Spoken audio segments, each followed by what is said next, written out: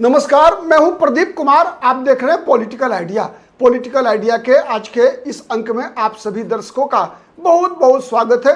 मित्रों, चुनाव जैसे जैसे नजदीक आ रहे हैं वैसे वैसे यहाँ तो आप देख मैंने होना ये चाहिए था कि जितने भी राजनीतिक दल हैं, जो गठबंधन है, उनके जोश में और तेजी आनी चाहिए थी। लेकिन यहाँ महागठबंधन में कुछ उल्टा दिख रहा है। एक तरफ एनडीए लगातार अपनी जो कमजोरी को एक प्रकार से ढकने का प्रयास कर रही है, कमजोरी से पार पाने का प्रयास कर रही है, वहीं महागठबंधन जो है जितना ऑर्गेनाइज्ड, जितना संगठित पहले दिख रही थी, 2 महीना पहले दिख रही थी, अब कहीं ना कहीं उसमें बिखराव आपको दिखेगा। लगातार दिखेगा कि जितने भी दल हैं महागठबंधन के अंदर, उनकी अपनी डफली, अपना राग लगातार आपको बजता हुआ सुनाई देगा।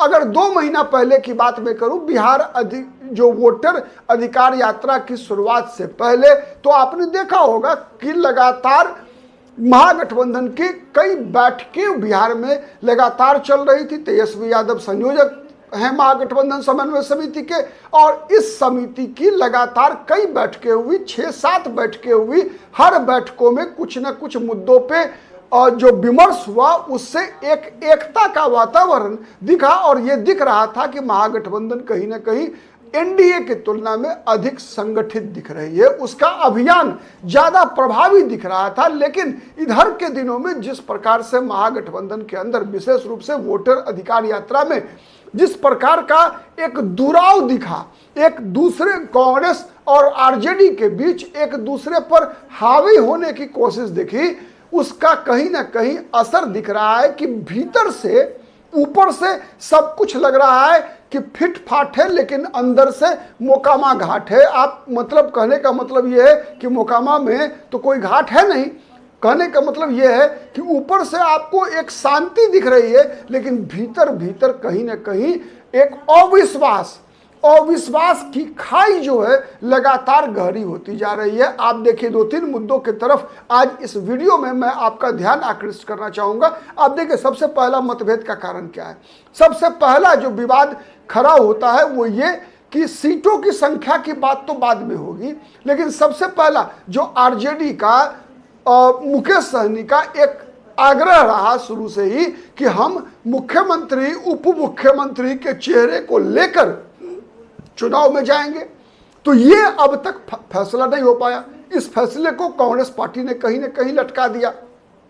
दूसरी बात है कि जब मुख्यमंत्री का फैसला नहीं, तो फिर डिप्टी चीफ मिनिस्टर का फैसला नहीं होगा। हाँ, तेजस्वी यादव ने इस बात को एक और थोड़ा सा उसके अंदर जो है आग में घी ही डाला, ये कहकर कि उप मुख्यमंत्री एक नहीं बल्कि 4 हो सकते हैं। वहीं आरजेडी के वरिष्ठ नेता है अब्दुल बारी सिद्दीकी का एक बयान आता है कि हमने कोई कमिटमेंट नहीं किया है किसी को डिप्टी सीएम बनाने का, किसी को डिप्टी सीएम बनाने का हमने कोई कमिटमेंट नहीं किया। तो ये स्पष्ट इशारा था मुकेश सहनी के लिए। जबकि मुकेश सहनी लगातार इस विषय को रख रहे हैं कि यदि मुझे, मतलब मुकेश सहनी को डिप्टी सीएम का उम्मीदवार और तेजस्वी यादव को सीएम का उम्मीदवार नहीं बनाया गया, तो फिर हमारे लिए अपना जो टारगेट मतदाता समूह है, मतलब मुकेश सहनी के लिए निषाद समाज, तेजस्वी यादव के लिए यादव समाज को एकजुट रखकर अपने गठबंधन के पक्ष में उनसे मतदान कराना थोड़ा मुश्किल होगा, और ये बात स्वाभाविक भी है। आप देखेंगे कि यदि कोई मुख्यमंत्री पद का स्पष्ट स्वाभाविक उम्मीदवार नहीं होता है, तो फिर जो मतदान का जो देखिए, मतदान 3 स्तर पर होता है। 3 कह सकते हैं उसको कि एक तो होता है कि केंद्रीय राजनीति के अनुसार, मतलब लोग बटे हुए हैं।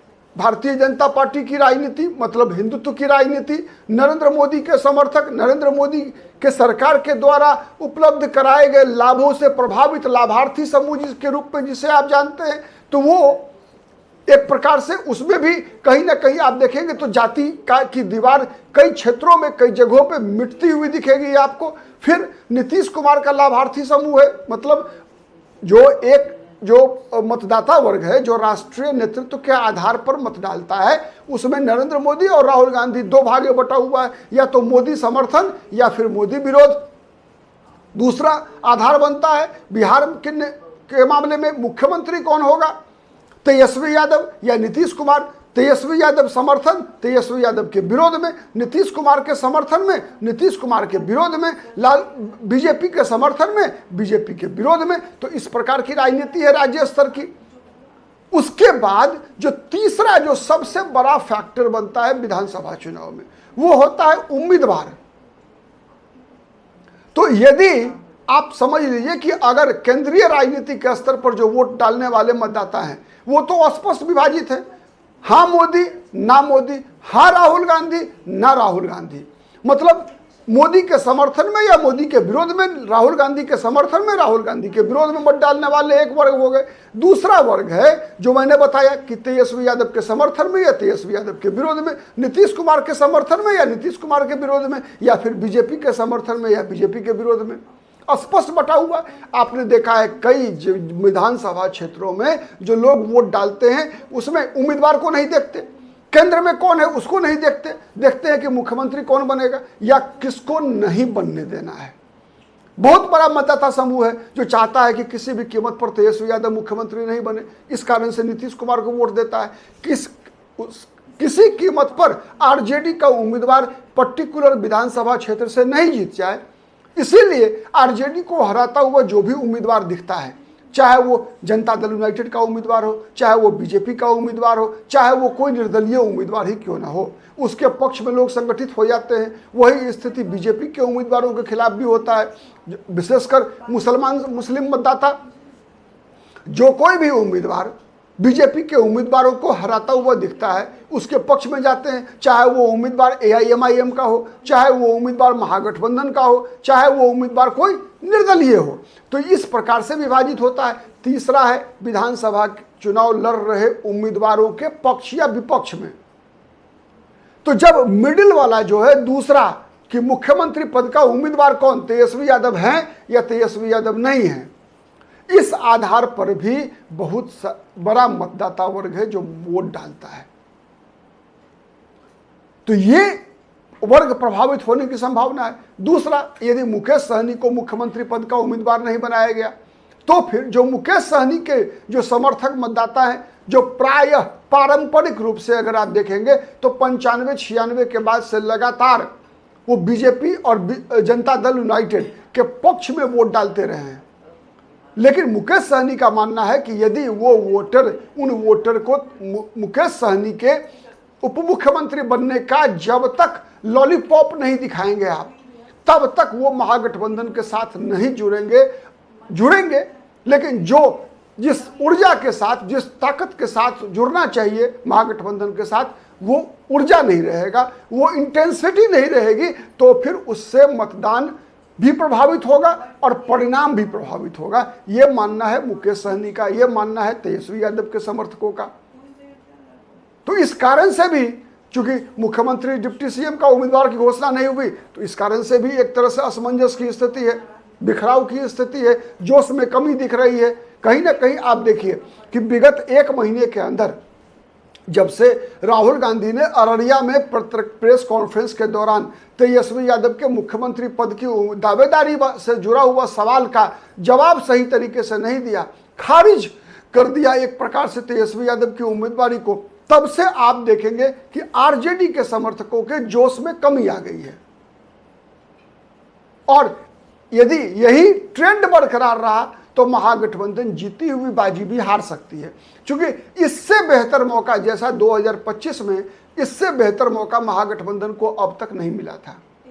क्योंकि नीतीश कुमार अब तक जिस अपनी लोकप्रियता की जो निम्नतम स्तर है नीतीश कुमार का, वो 2025 में दिख रहा है।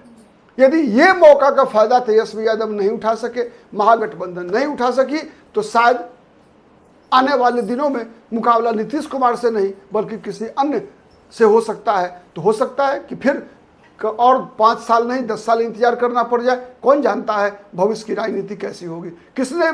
किसे अनुमान था कि जब लालू यादव मुख्यमंत्री बनेंगे तो उनका 15 वर्षों का शासनकाल होगा।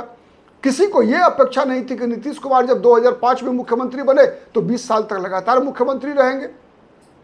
नरेंद्र मोदी जब 2014 में देश के प्रधानमंत्री बने, किसी को उम्मीद नहीं था कि तीसरा टर्म में भी वो प्रधानमंत्री बने रहेंगे।